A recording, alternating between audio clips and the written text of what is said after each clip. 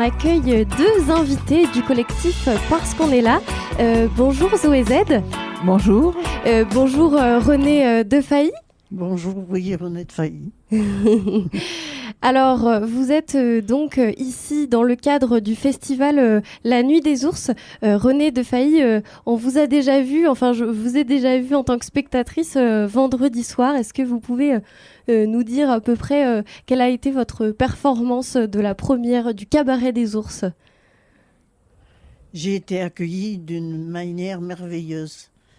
Je ne m'attendais pas à ça parce que comme c'était un cabaret, je m'attendais à ce que les gens soient en train de manger. Mais Et en fait, vous avez été accueilli par un public très, très à l'écoute. Très à l'écoute, très attentionné Et en plus, qui pouvait pas je pouvais pas avoir un accueil meilleur que ce que j'ai eu. Vraiment, Super. Au-delà de toutes mes attentes. Et en plus, c'était une atmosphère un peu particulière. Là, dans cette tente, ça rendait vraiment bien parce que vous, votre performance, elle s'est faite sans rien, on va dire, juste avec une chaise. Du coup, ça rendait aussi la performance particulièrement belle aussi. Et d'ailleurs, vous avez lu des textes qui étaient comme des chapitres finalement. Vous pouvez nous parler de cette performance. C'est vous qui avez écrit ces textes ? Oui, c'est des textes qui sont des chapitres de mon livre, mon premier livre, que j'ai appelé Dans les traces, tes petits pieds dans les traces de mes sabots. C'est des mots que je dis à un moment donné Dans votre livre ? Dans le livre, oui. On a fait ce choix avec Bruno Boussagol. C'est lui qui a souhaité qu'on prenne ces textes plutôt que d'autres. C'est donc, on le rappelle, Bruno Boussagol, qui est donc le programmateur du festival notamment. Est-ce qu'il fait partie du collectif Parce qu'on est là ? Ah, bien sûr, oui. Ouais. D'accord. Parce que justement, vous pouvez nous parler un peu de ce collectif dont vous faites partie toutes les deux et dont vous avez initié ce projet avec Bruno. Comment ça s'est fait, ce collectif ? Comment il a été créé ? Ça a été créé à partir de mon livre, parce que j'allais à comment on appelle ça,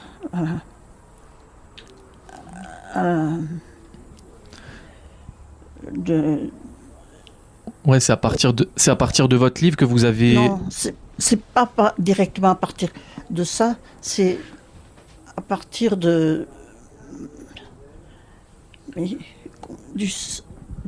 l'hôpital de jour. Ah, Ouais. d'accord. Oui, parce que je suis soignée en psychiatrie et quand on est non pas hospitalisé, mais qu'on est en même temps, on a besoin d'être protégé, d'être soigné de manière ambulante. Oui. Et Bruno Boussagol venait pour nous faire les écritures. Donc il nous connaissait. Et toi aussi, Axel, non ? Oui. Et Je prends un petit peu la suite, le relais. Oui, bien sûr. Donc vous aussi, vous avez participé aux ateliers avec Bruno Boussagol dans le cadre de l'hôpital de jour, c'est ça ? L'hôpital carrément. D'accord.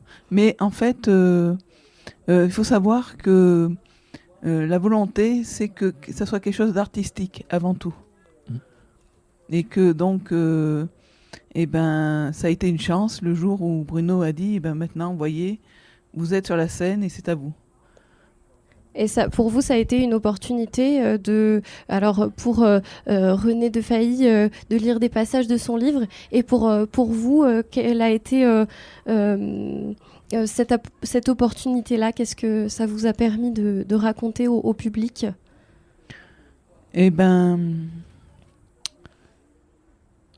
En fait, je parle beaucoup de moi dans les écrits. D'accord. Vous aussi, vous écrivez donc? Oui, c'est ça. Vous écrivez, vous avez écrit un livre? Et en fait, il y a eu plusieurs livres d'édités. Le premier, je ne sais plus à quelle époque, c'était un 5 petits livrets dans un portfolio. Ça s'appelait HP Blues. Ok. Voilà, donc ça a été toute une période. Nos premiers écrits édités, donc c'était l'euphorie, quoi. Et après... Vous avez écrit, vous, personnellement, ensuite? Voilà, après chacune d'entre nous, là, dans le collectif, on a pu faire publier nos textes. Et la suite géniale, c'est qu'on les a mis en scène. René a eu le courage d'apprendre par cœur son travail d'artiste. Oui, c'est ça. Il faut préciser que vendredi, oui, c'était du par cœur. Hein. C'était d'ailleurs incroyable comme performance. Et donc vous, votre livre, comment s'appelle-t-il? Recto verso ou je sais plus. Et on le disait, du coup, ça c'est ce projet du collectif, il s'est mis en route, en marche avec du coup, des personnes qui fréquentaient l'hôpital de jour ou l'hôpital. Est-ce que vous pouvez nous parler de ces milieux-là en termes artistiques? Parce que de prime abord, je pense que c'est des milieux qui ont pas trop accès justement à toute cette culture que Bruno ou d'autres essayent justement d'amener. Mais c'est là qu'il y a eu Martine, parce que à l'hôpital de jour, on m'a dit un jour, qu'il y a quelqu'un qui vous attend à l'espace rencontre, c'est-à-dire au lieu où Martine travaillait, et elle s'occupe de la culture à l'hôpital, et elle m'attendait. Et ça a été un moment très très fort quand on s'est rencontrés, et depuis on ne s'est plus quittés. Et ça, c'était en 2003. 2003. Ouais, c'est très ancien. Et il y a eu des hauts et des bas, des départs aussi. Ça a été des moments difficiles. Il y a eu le Covid aussi. Mais ce qu'on peut dire, c'est que Bruno et Martine ne nous ont jamais abandonnés, jamais laissé tomber. Il y avait toujours un projet qui était en route. Et il y avait toujours cette volonté de poursuivre ce qui avait été commencé. Parce que nous, Axel et moi, on est quand même des personnes fragiles et qui avons eu des moments de maladie, de difficultés. Mais on n'était pas du tout livrés à nous-mêmes. Abandonné, ça a pu tenir jusqu'à maintenant, et puis c'est pas mort. Et justement, c'est aussi un travail important, comme vous l'avez fait vendredi soir, pour parler de la psychiatrie, de l'hôpital de jour, et pour voilà, un peu ouvrir ces lieux qui sont finalement inconnus de la plupart des gens, et qui se disent que... Il y a beaucoup de préjugés, oui, c'est ça. Beaucoup de stigmatisation, beaucoup. Encore maintenant. Mais moi, c'est fini, j'ai pas peur de dire que je suis malade mentale. Grâce au collectif, à tout le travail qui est fait autour du collectif? C'est donc Zoé Z qui a repris le micro.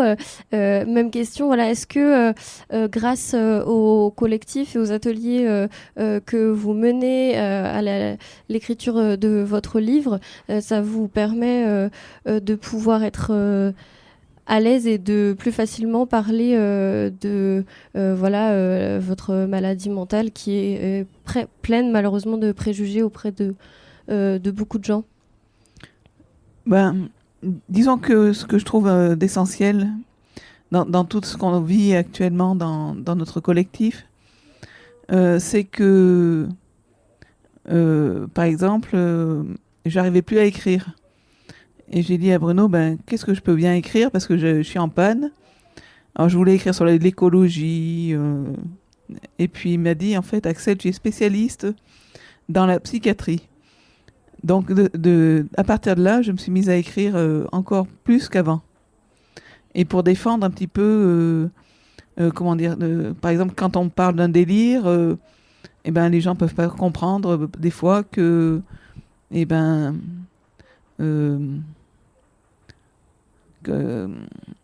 comment ça se fait en fait. Hein.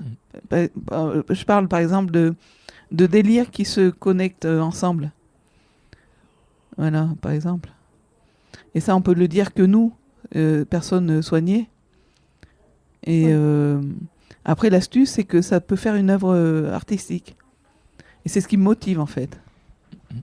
Et ça fait plusieurs années, du coup, que vous venez à la Nuit des Ours, où vous nous offrez chaque année des spectacles, des représentations incroyables.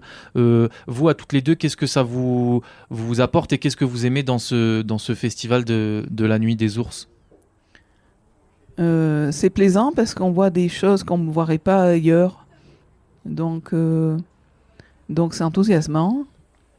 Et voilà. Après, quand on peut participer, cette année, par exemple, j'ai pas participé d'un point de vue d'actrice ou de lectrice, mais j'ai pu avoir l'opportunité de faire des feutres sur une fresque. Alors ça ouvre des portes des fois parce que je me pensais pas spécialement capable de faire ça. Voilà, donc à travers des rencontres aussi peut-être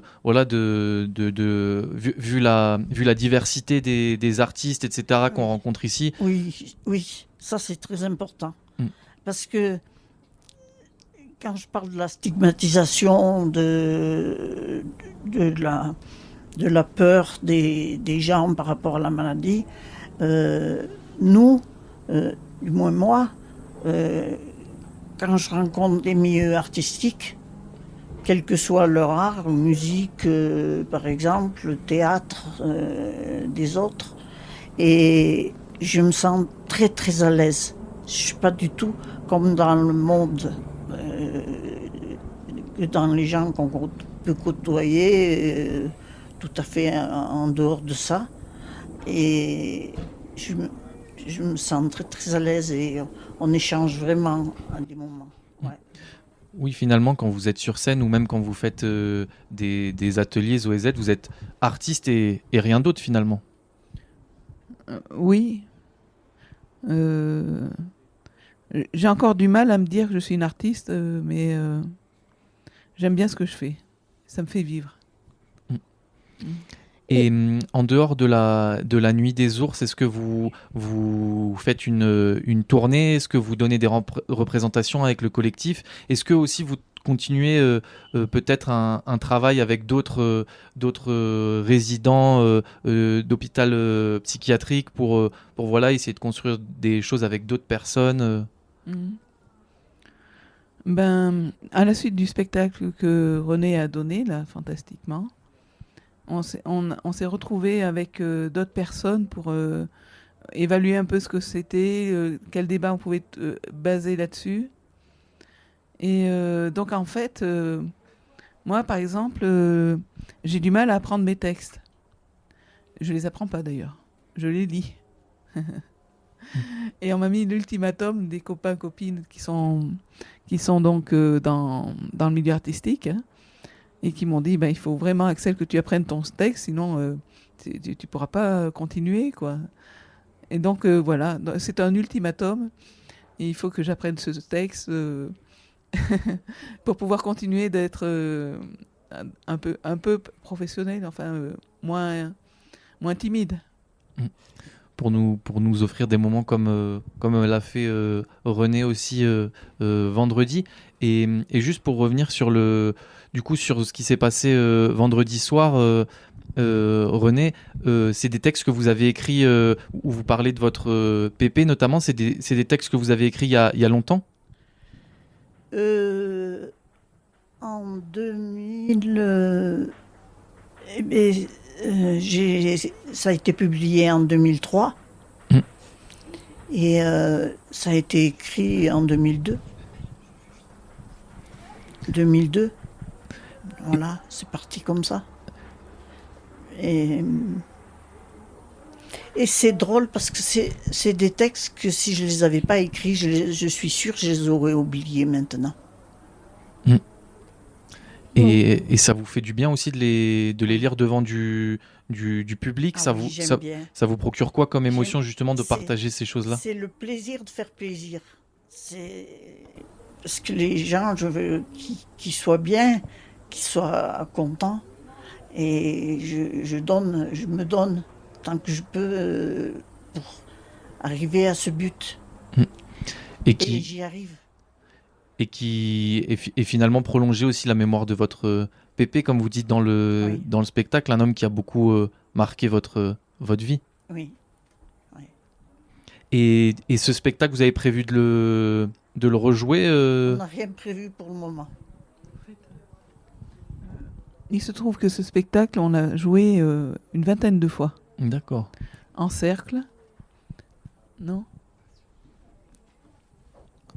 C'était la première fois. Non, c'est la première fois, ce spectacle. Ah, ton spectacle, là, tout de Oui, oui, d'accord. Oui, bien sûr. Ah, c'était la première fois en plus que. oui. Bah, ça doit vous donner quand même envie de peut-être de retenter l'expérience avec un autre public, ouvrir encore ce texte à d'autres personnes. Oui, il faudra voir. Mm. On attend que Bruno en ait fini avec La Nuit des ours. Pour lui parler des futurs projets. On va parler d'autres choses. Ouais. Et vous avez fait aussi fraîchement ce matin une activité nommée Gris-Gris. Est-ce que vous pouvez nous en dire plus? Oh, moi, j'ai pas tellement participé, en fait. Est-ce que, Faudrait demander. est-ce que Zoé, vous avez participé à cet atelier que vous avez nommé Gris-Gris? Ou qui a été nommé Gris-Gris? Alors oui, on est tout un petit groupe là à avoir animé cette activité là des gris-gris. Donc en fait, c'est des poupées, souvent de poupées ou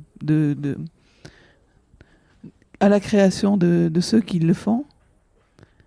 Et donc sont venus ce matin toute une équipe d'une vingtaine de jeunes de la MJC de Chamonix. Et c'était génial parce qu'ils sont tout de suite rentrés dans le jeu de préparer des poupées, des gris-gris, donc en y mettant un petit message à l'intérieur du corps recousu. D'accord. Et qui reste, s'ils le veulent, hein, qui reste secret. D'accord. Donc, vous avez eu plusieurs poupées qui ont été créées ce matin avec des textes qui resteront secrets. Voilà, c'est ça. Donc, c'est ces jeunes qui ont fait ça. Et puis, nous, pour les accompagner, on en a fait aussi.